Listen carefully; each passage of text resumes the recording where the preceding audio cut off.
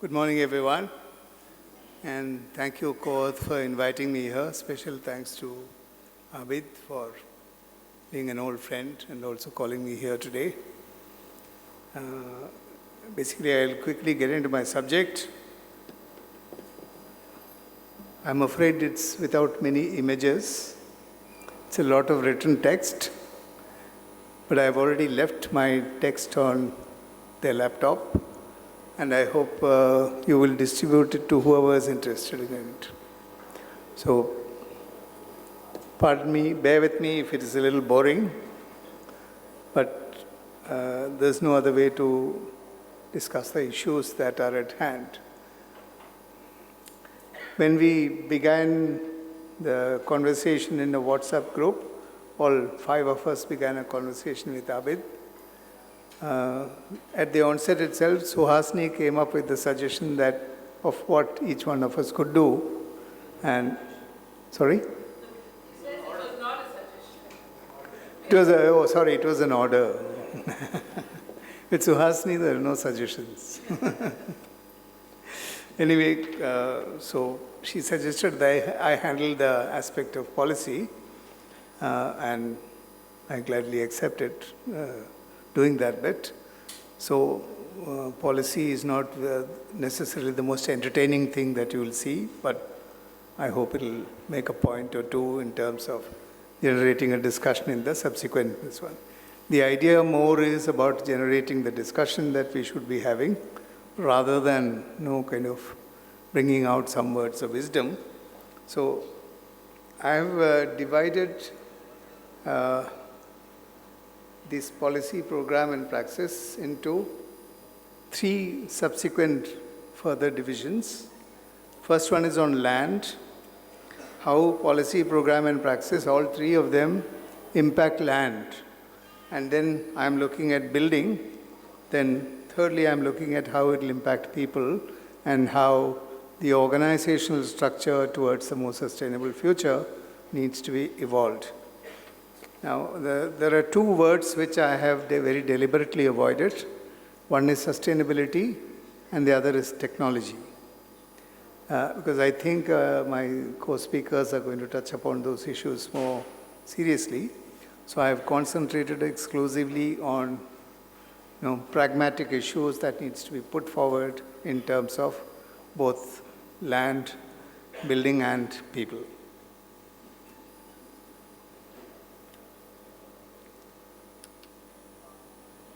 So that's basically how it is divided. Under each of these headings, I will discuss the 3, and all of them carry 1 page of written material. I'm sorry for that, but it's the time and the subject is such that I cannot go into kind of an entertainment mode with lots of nice slides and so on. So please bear with me, as I said in the beginning.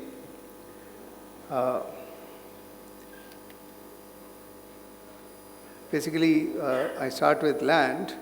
This, of course, is Wayanad, and I'm sure the face of this land is not anymore in this form. This is just an introductory slide. I'll move quickly into the text.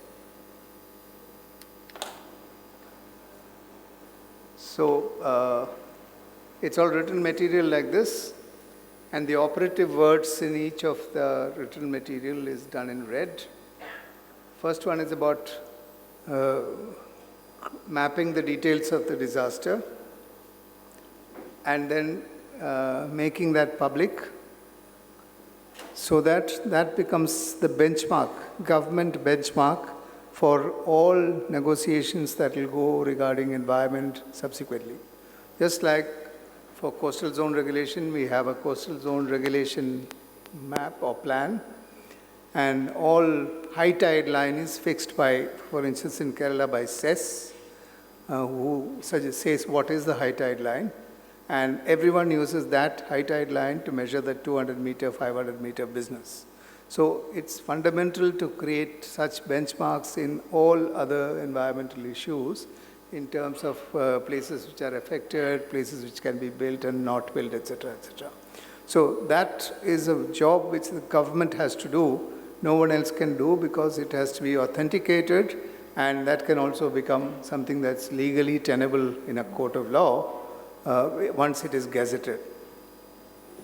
Next one is about why we need to revisit our coastal management plan. It has been rather lax, the implementation of coastal management plan.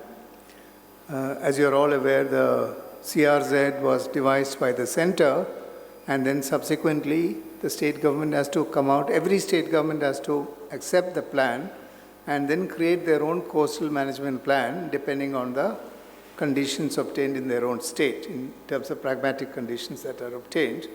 And we need to revisit that from a new perspective, and that is the perspective of the climate change that's going to happen and the expected sea rise.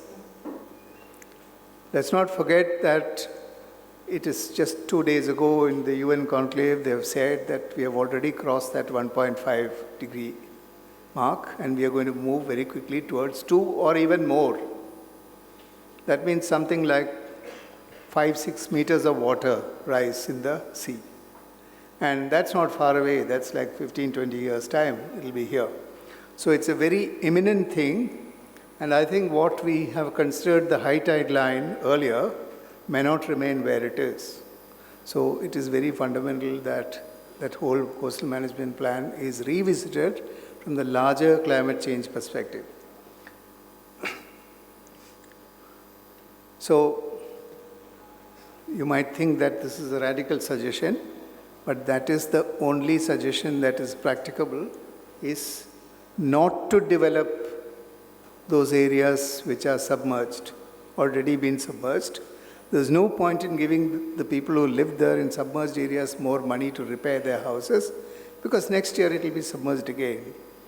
We have seen that in the last 2 consecutive years we have had massive rains.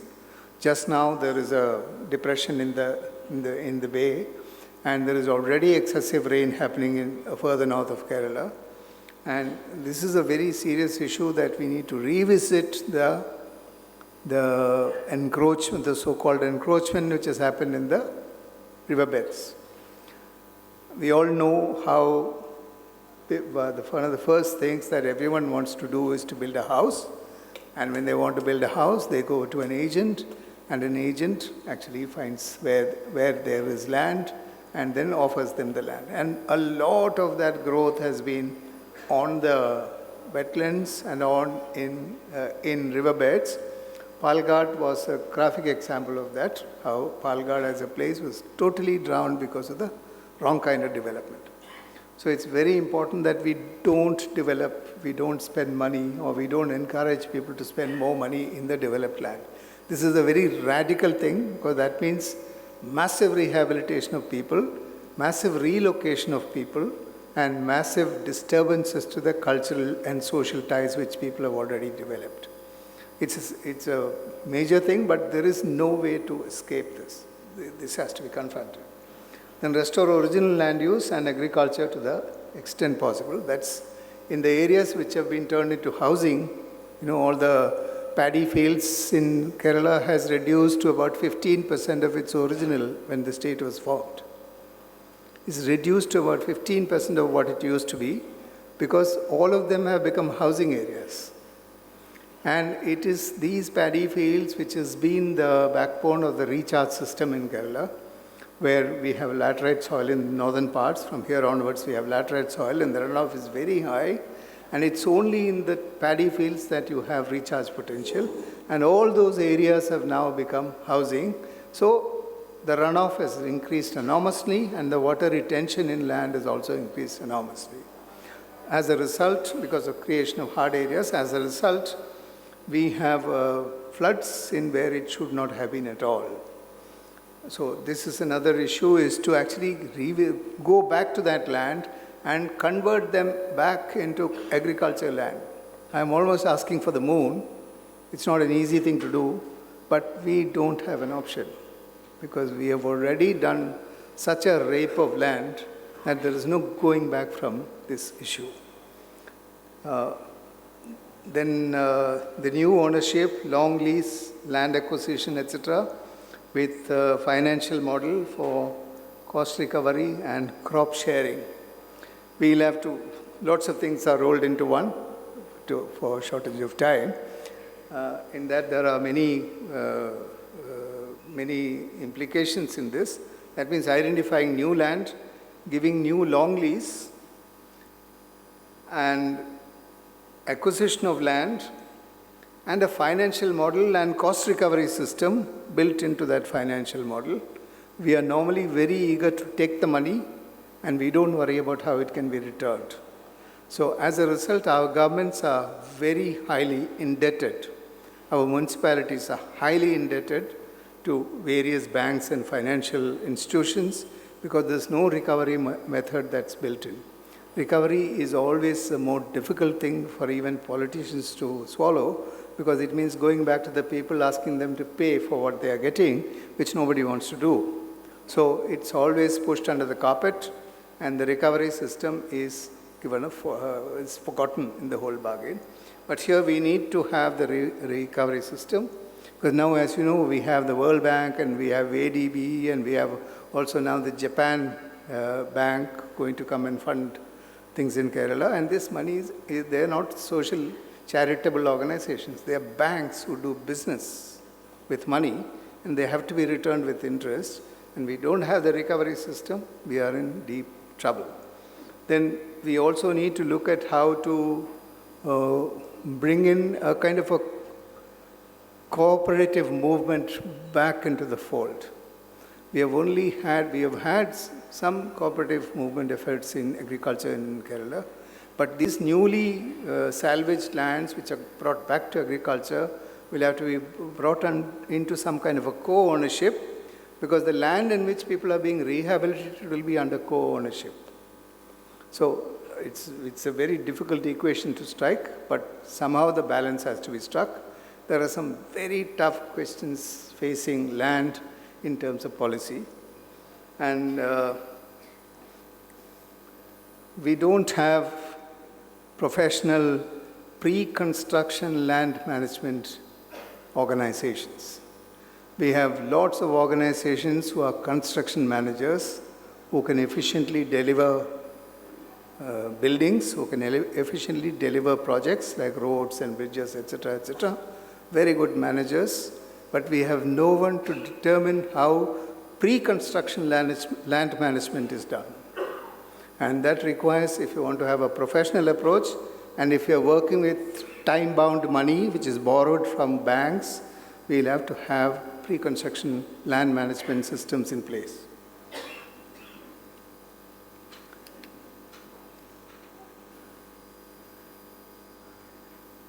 Please tell me if it's going too heavy.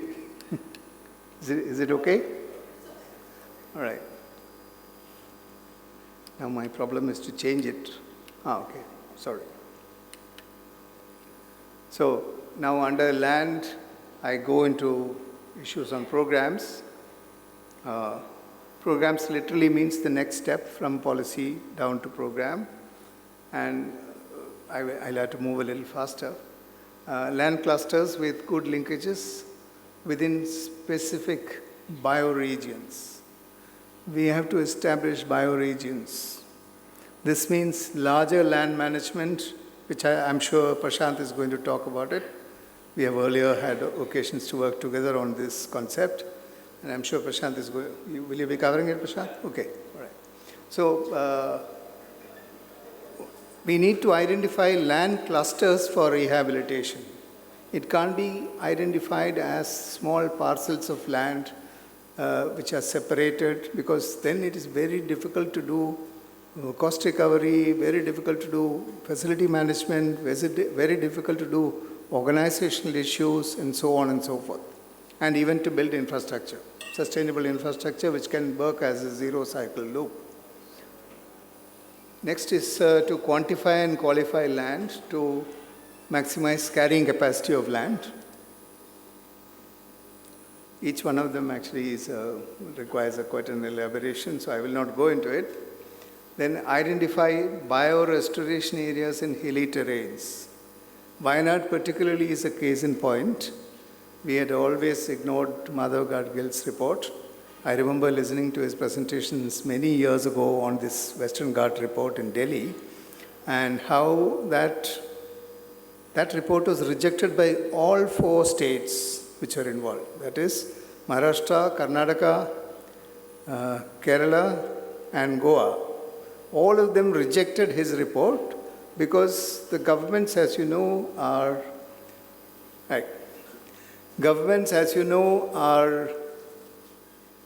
not voted into power, but sustained by power, by industrial power. Yeah? So it was the industries actually who were exerting pressure through governments to chuck the report out of the window, and that's what happened, and now we all know that we are paying the price. So in the hilly terrains, there is a totally different strategy that we require than in the wetland areas that we have in the south of Kerala. As you know, the geography of Kerala, beyond Trichur, the land starts dipping down, and in places like Kollam and Cochin and so on, the sea level is like just a meter down from the ground. And as you move towards the north, you start rising into laterite hills. And we have small hillocks starting from Calicut, after Trichur, in fact, it begins, Trichur included. And as you go towards the north, it gets higher and higher, the landform. And we know that the problems which are faced in these higher areas, that is north of Trichur areas, are very different from the problems which are faced in the south of Trichur areas.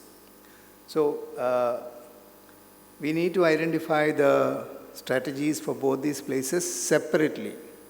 They require different approaches in terms of rehabilitation of land. Now, through detailed coastal land and bathymetric surveys, identified development potential, as I said, with climate change in mind, we'll have a completely new definition of what is a high tide land. It is said that when the temperature rises to above 2 degrees, Cochin will have 20 feet of water. That means most of Cochin will be just a water world. Ernakulam, Cochin, I don't know how long, how many areas. It's been clearly mapped by the UN, and there is a map available which shows how from change of degree to change of degree, how much of area in land will get underwater. So it's a very, very serious issue. It's not something that we can just ignore it. It's not a temporary problem. It can't be pushed under the carpet. It has to be confronted. This is it's a very radical decision, because Kerala has been, we all know that a lot of Kerala is just coastal. Kerala is its coast. Yeah? It has 3 levels of lands. We have the coastal lands, we have the midlands, and we have the highlands. Yeah? So the coastal land is completely susceptible for inundation if there is seawater rise. And this is not a joke. It is not a long-term thing. It's a very short-term thing. It can happen within our lifespan. Your lifespan, mine may not be that long, but your lifespan for sure. Most of you are in that age bracket. Now, next is through people's participation, quantify rehabilitation requirements along with physical and social infrastructure. That is, housing rehabilitation doesn't mean just building houses. It means providing a holistic living environment which contains physical and social infrastructure, like schools and hospitals and, every form. We have an aging population in Kerala. We need to look at how geriatric issues are dealt with in settlements. There are very many specific issues which requires to be looked at, and that requires expertise which interfaces with planning and social sciences, and we need to create those mechanisms to assess those requirements.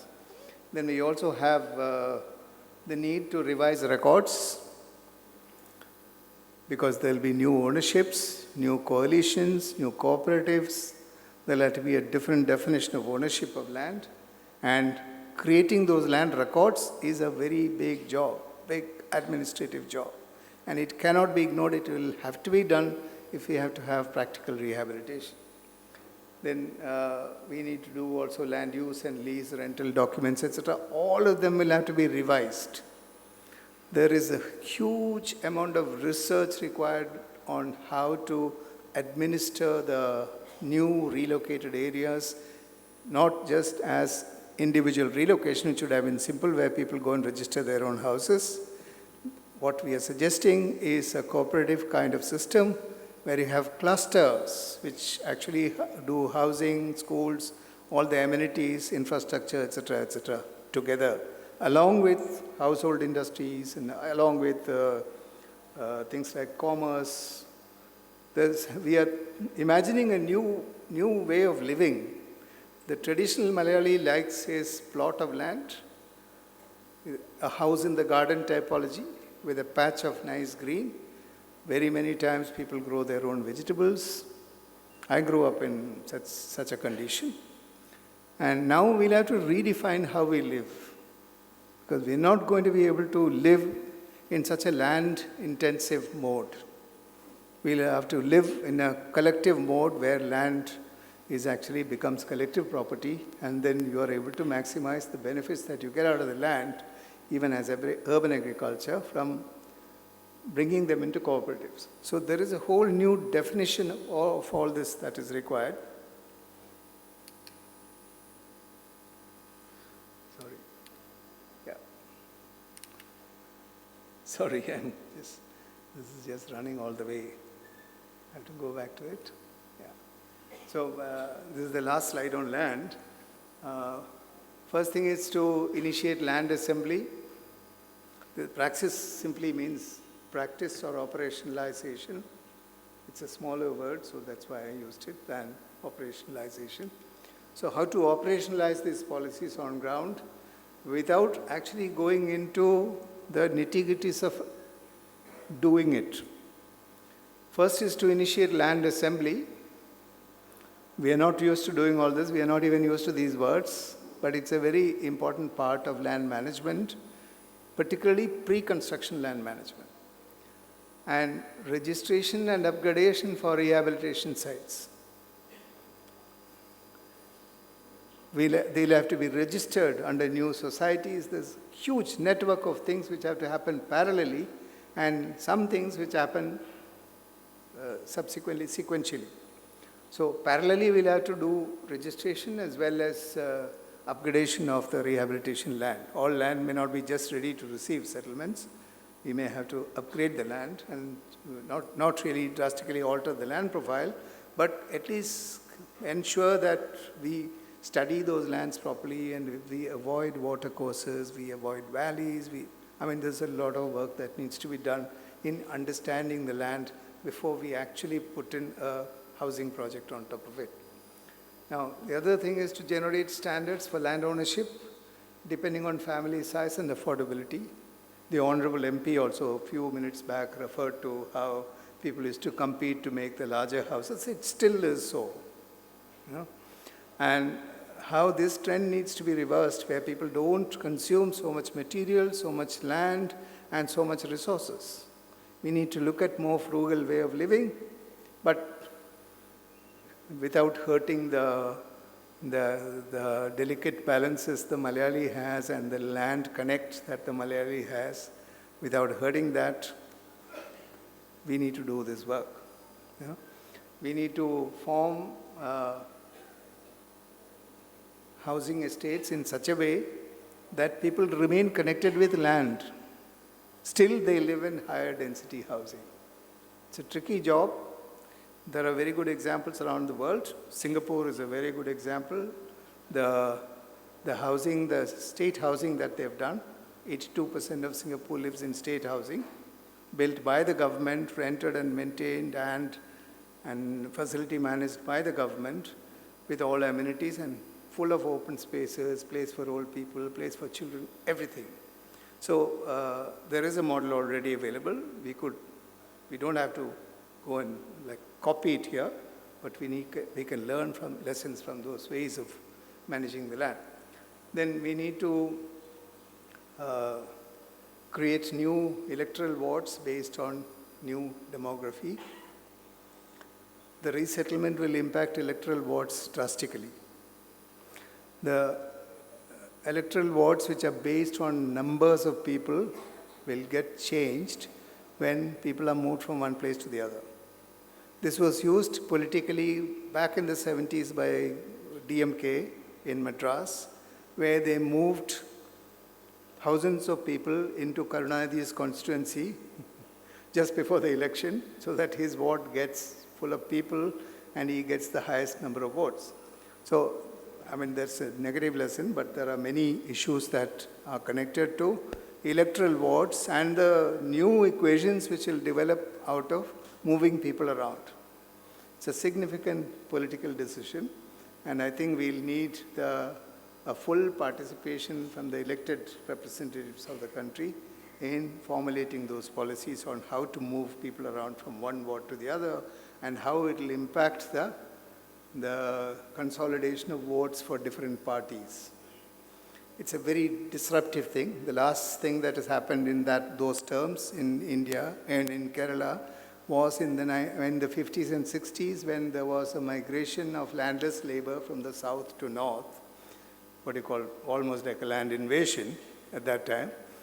And that's the only example we have where there's been such a massive movement of people from one zone to the other, and we may face one such new situation if we look at rehabilitation more seriously. Then we have to initiate biorestoration through organic materials and indigenous flora. Today's paper, for instance, had the COIR board talking about competing with bio-restoration materials by using COIR to compete with plastics and various other materials. Jute has been traditionally one of the materials, but COIR is now seen as a potential competitor for jute. And there is a statement in today's paper about how the COIR board is planning to look at this, because it says it is a 10,000 crore industry. Now, we have to inhibit the use of plastics, asbestos, and other toxic and non-biodegradable materials for land stabilization, particularly in Wayanad area where we have massive land stabilization work to be done. We have to very meticulously avoid all these toxic materials. And we also perhaps have to start saying, take out the Neel Kamal chairs, which is like found in every house veranda, every meeting, every office. That plastic chair is just invaded. There's a brand called Neel Kamal, which is the most popular in Kerala. And it's just invaded every place. And that's pure, non-biodegradable, solid plastic, which will be there for the next 10,000 years, probably under the ocean. So we need to look at how to prevent this in the new construction that's going to happen. Then we need to restore forests, trees, and indigenous vegetation in affected land, particularly in restoration areas. We have to introduce urban farming as a new land use mix. All over the world, people are moving towards urban farming, not merely for food security and avoiding chemically induced and chemically grown and genetically modified material, but as a method of bringing a balance into the built environment and the open environment. It's a subject by itself. I will not go into more details. Sorry, I've just covered only one issue there. I have two more issues to do. I'll do it more quickly. Next, I'm looking at how buildings will be impacted by policy and practice and program and praxis. That's Jairam Ramesh speaking at the centenary of Laurie Baker. I don't think we have had a better example of building with their own hands. When we're talking about reconstruction, Laurie Baker can be resurrected as the new icon of reconstruction. Not only for his building techniques, but also the methodology that he used for construction.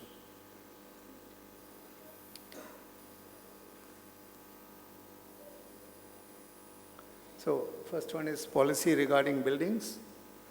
I think I've already done almost 30 minutes I've done. I'll be very quick, and I've done only part of it.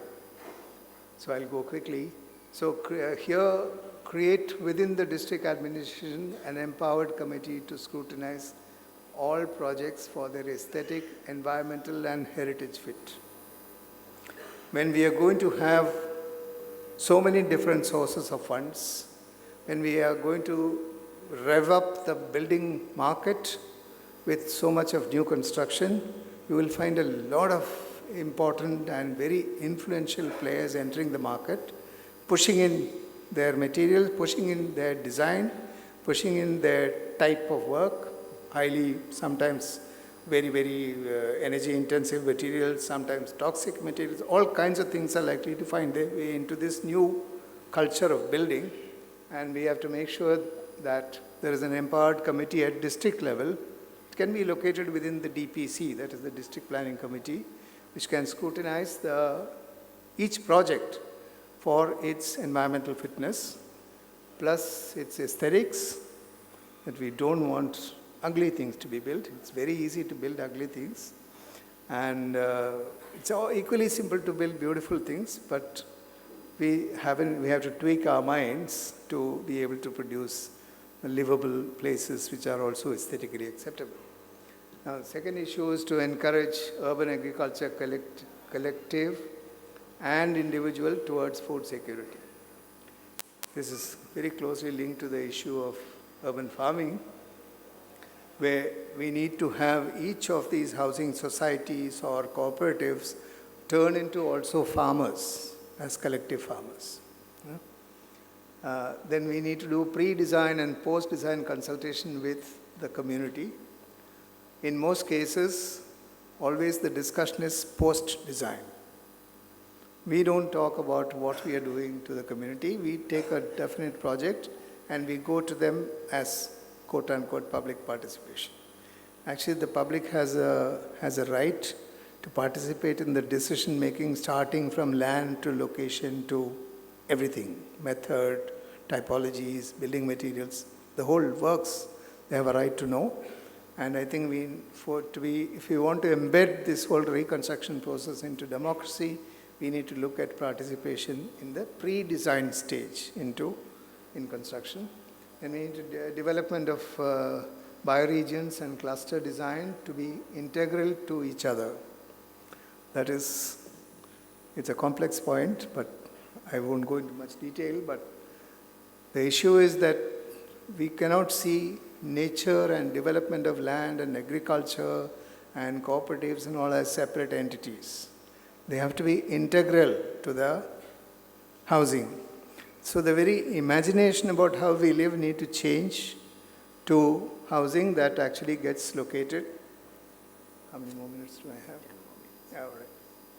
That's very generous. Thank you. I have 10 more minutes. I'll be quick. Then we need to make provisions for social amenities and open spaces in every cluster. I won't elaborate. All incidental spaces must have firm ownership to ensure maintenance. It's very common when you have cooperative housing to have incidental spaces which belong to no one. Yeah? The land may be under some society, but there will be lots of land lying around which are incidental spaces, because we architects are used to using some days, years back, we used to use our 45-degree set square to make everything look a little twisted, because that's more fashionable to do so. And then we leave incidental land all over the roadside, which are triangular shaped unusable lands. So all these have to be looked at more carefully, and in terms of ownership, it has to be brought under someone's ownership. Then all incidental spaces must have firm ownership. Then maximize, that is, I'm suggesting minimum 50% of consolidated open spaces within neighborhoods. There should be no neighborhood which has more than 50% of covered area. At least 50% of the land should be left open and not as incidental spaces adding up to 50%, but consolidated areas which can be put to purpose, put to use by children, by old people, by developing parks, open spaces, active sports, and so on.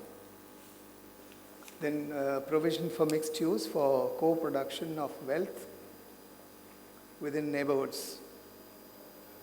Co-production of wealth means basically working through cooperatives at developing household income, improving.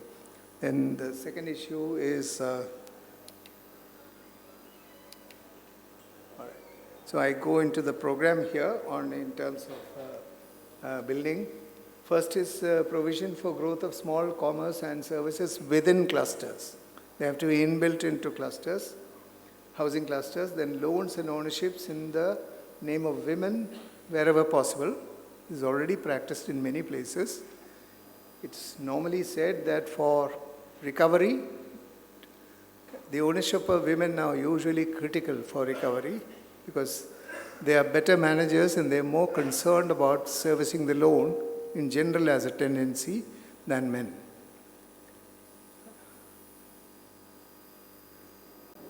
Then there should be a prescribed maximum limit of use of non-biodegradable material. We cannot ban it altogether.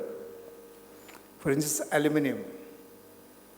Have we ever looked at what is the social and environmental cost of aluminium? Starting from its quarrying to dislocations to invasion of tribal lands. I mean, the list is unending. And the cost of that wonderful lightweight material that we get in our home is actually enormous in terms of economics and social costs. So we are not aware of these things and we have to worry about them in the future. And when we are talking about reconstruction at a large scale and reconstruction avoiding use of wood, then it becomes even more important. Actually, every material you touch has a kind of long history of negativities behind them. We can analyze them separately, but that's an issue we need to be aware of as people who are dealing with building. Then creation of government-owned rental housing embedded in communities for migrant labor and in the open market. Right now, there is no policy on migrant labor. We all know that a lot of these are the migrants are the ones who are going to actually do the dirty job in reconstruction. And it's important that they are rehoused, embedded within the communities rather than located in some ghettos outside the settlement, which that's a pattern we have now, where all migrants from Bihar and Bengal and Orissa, Assam, these people are all living in separate clusters outside our settlements, having their own markets, and it's real ghettoization. This is the pattern that happened in Venice 600 years ago, where Jews were kept in this kind of conclaves, and that's the meaning of the word ghetto comes from that settlement. So what we have now is a new avatar of the same ghettoization. Yeah? So we need to build that into the one, and built-in flexibility for changes and incremental growth for post-construction, both vertical and horizontal. Invariably, what we design is altered by people. They cover balconies, they want to build one more room, some child has got married and they don't want to move out. They want to build an extra kitchen, they want to build an extra room. So the design has to be flexible enough to be able to accommodate this change, which is bound to happen. They are not going to live like robots in the concrete boxes that we create for them. They would change it and there should be possibility for it. Then we need provision for household industries and entrepreneurship to be made within the clusters. I don't have to elaborate it. Facilities for youth, aged, and the infirm within the neighborhoods. We cannot expect all our old people to go and live in fancy old age homes. We'll have to make provision for them. At least in the rehabilitation, we'll have to make provisions for them. Especially if these people have to repay or service the loans that they take, both man and woman will have to work if they want to sustain their families, and that means the old people are going to be left out. You know? So there has to be some provision within these houses for that kind of activity to happen. I'll move faster. Sorry. So here we have a variety of housing types, typologies, and neighborhood planning may be offered to every cluster. We have to look at varying typologies of houses because everybody doesn't want to live in the same type, and some balance has to be brought in. Then avoid ghettoization by providing socially and physically mixed neighborhoods. Singapore is a very good example of this. Singapore, of course, they have a totalitarian government. They can force people, if you are from the same caste or same religion as someone else, you're not allowed to stay next to them in Singapore. No? But here we know that traditionally we do ghettoize based on these caste, religion, and other divisions. And this is an opportunity for us to recast that social structure into a more progressive mixed caste groups and religious groups, so that we learn to respect each other's ways of living. So that's an important point to look at. Then collective energy, waste and rainwater management at neighborhood level. I won't elaborate. Most flat roofs to have urban farming. If anybody wants to have a flat roof, they should be forced to do urban farming on that. They should be legislated that they have to use flat roofs for this. Preferably discourage flat roofs, because everybody then goes and puts another cover on top of it in Kerala, and that's a highly avoidable thing. Then we need building designs to be climate friendly and indigenous in character. I won't elaborate. Recycling of building debris for construction and for soling of floors and roads. A lot of construction debris is lying around. They're choking our waterways, they're choking the floodable areas, and they're just lying around. They can be reused for soling under roads, etc., and should be compulsory in each site, each cluster, that the construction waste is managed within that cluster.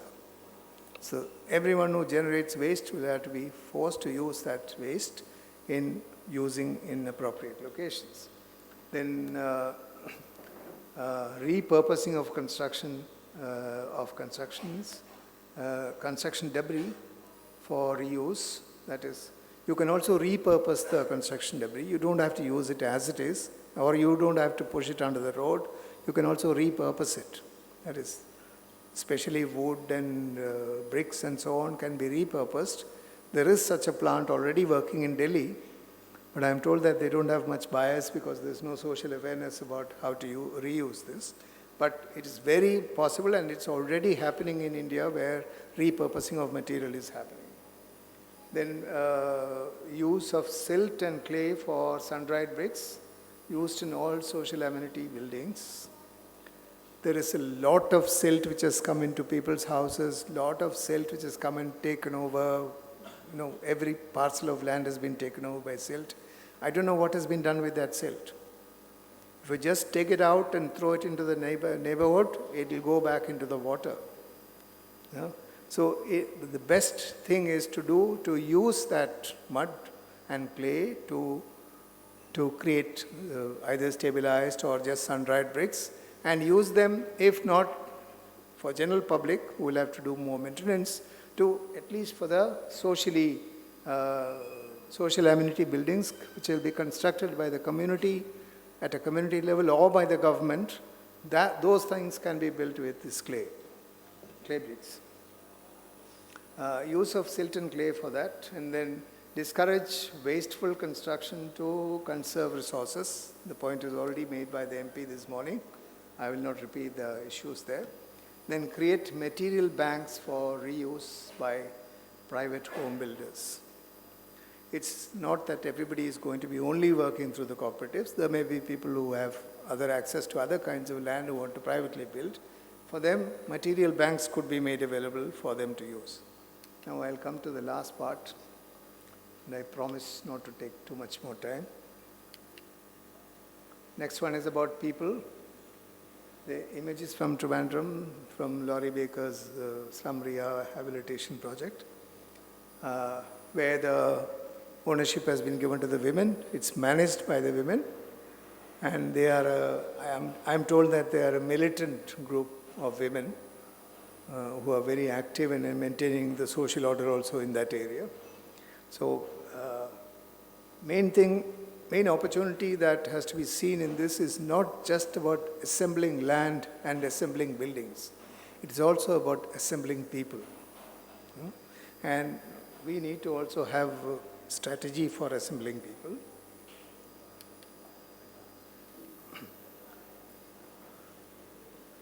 Now, one of the first and the most important thing that people are going to confront is the financing of their own houses. Yeah? There's going to be massive need for moving money, and you can create a new financial policy with built-in recovery systems framed using the parameters of funding organizations. That is, the World Bank is going to fund, it is going to fund. World Bank has its own parameters for assessing the success of a project.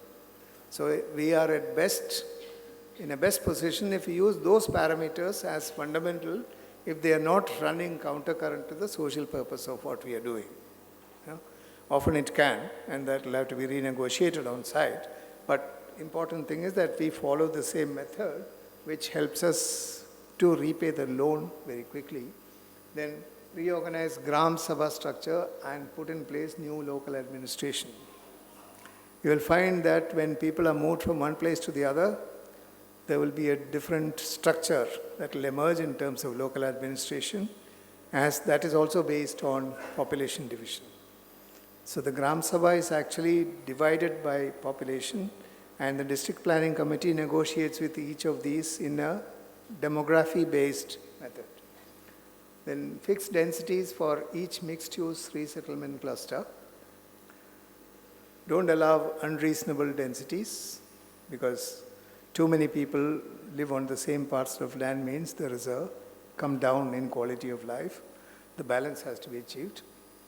Built-in livelihood networks within housing clusters along with social infrastructure.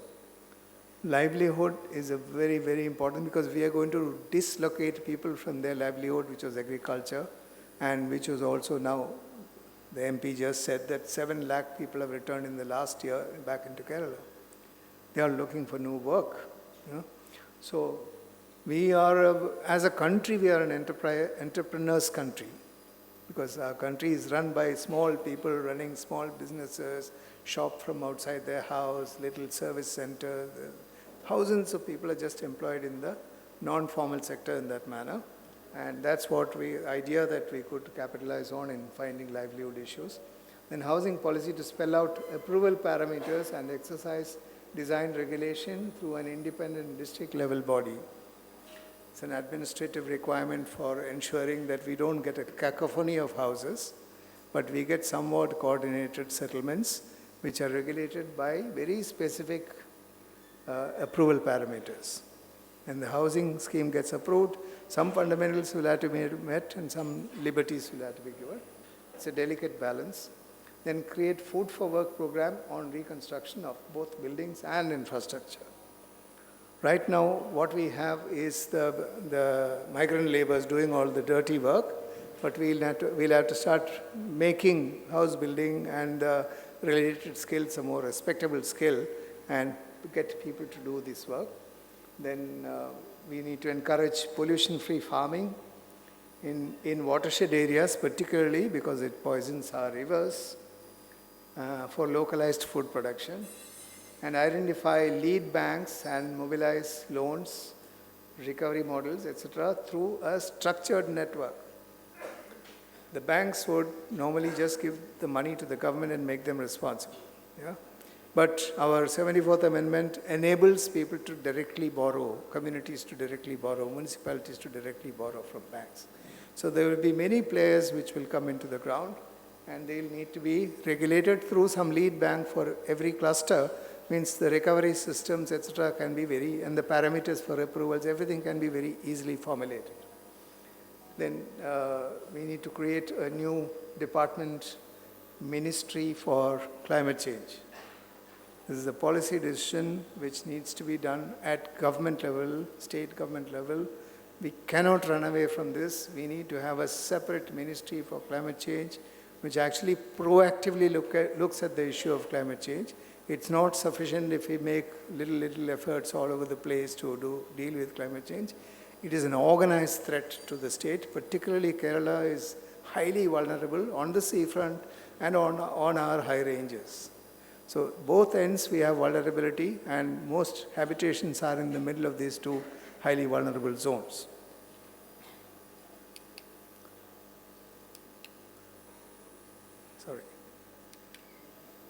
So we need to redefine district administration and jurisdictions, take up heritage conservation schemes with dedicated funds and in collaboration with institutions like INTAC, because lots of heritage structures have been damaged in the last floods and all of them are just rotting. Or in some cases, by some local efforts, some of them have been rehabilitated or reconstructed using very inappropriate materials. So there needs to be a kind of real revisit of this heritage issues. And IHCN, that's the Indian Heritage Cities Network, is going to organize a seminar in Kerala on heritage reconstruction policy very soon. Then introduce construction skilling centers for local youth and migrant labor, which I have already discussed this. Introduce, I'm through, just two.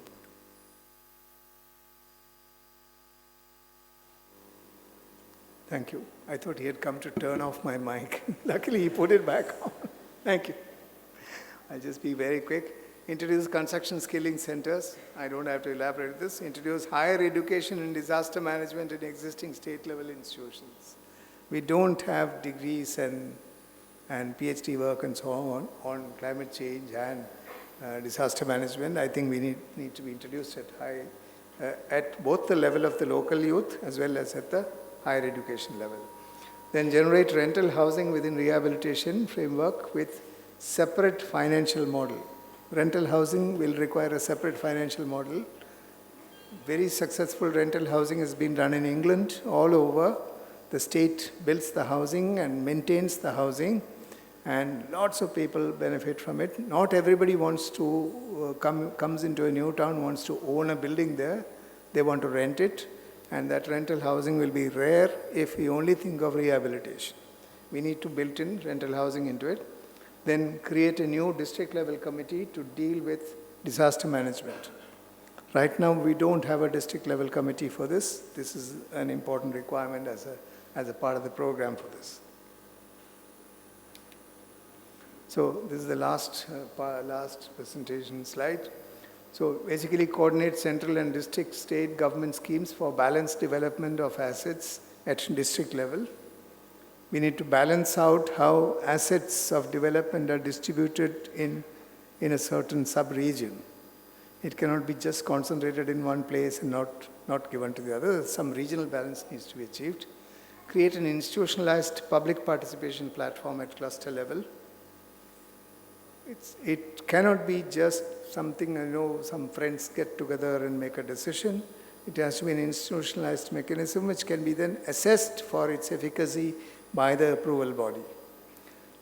Introduce an app-based access to skilled labor market, which is there in many places already. It works both ways. The labor also finds work because people access them through an app. And if you want a repair, or if you want painting, or if you want any kind of work that you cannot do at home, you can, through an app basis, when you can access that skilled labor. Especially because Kerala is now going to give free Wi-Fi across the state. Introduce disaster preparedness training in schools. Schools have not been targeted as yet. Schools need to be targeted, not through just lessons and theory, but also pragmatic methods of rescue, methods of tiding over crises that will come through climate change. Then scientific urban farming techniques to increase new generation involvement. The new generation, a lot of people are unemployed. We don't have sufficient industry. Our labor market abroad is shrinking day by day, and we are going to have a lot of young people who are ready to get into the job market. And the only way to entice them into this construction industry is to actually have systems and new techniques of both urban farming as well as construction to get the younger generation involved. Then organize resident cooperatives to manage the following. I've come to the last bit of it. To deal with land-related and other dispute resolution. There'll be constant bickering problems when people start living together, and that conflict resolution is an important thing. It has to be done within. It should not be so that they have to go and file a case or go to the district magistrate or any other place. They should be able to resolve it within. and these cooperatives can do this. Then facility management for construction, maintenance, tax collection, and loan servicing, etc. So facility management is a new field in construction management, that is post-construction collective management of facilities, as well as an opportunity to collectively collect tax, pay for electricity, and also servicing the loans. It's impossible for each individual to deal with something big like the World Bank or any other bank, but they can do it collectively through the same cooperative. Then to interface it with loan dispersal and recovery networks. They have to be built in as one cycle, closed loop cycle of both loan accessing as well as loan recovery. So that is my last slide. Thank you very much. I hope I didn't go too much. I went a little over time. Thank you.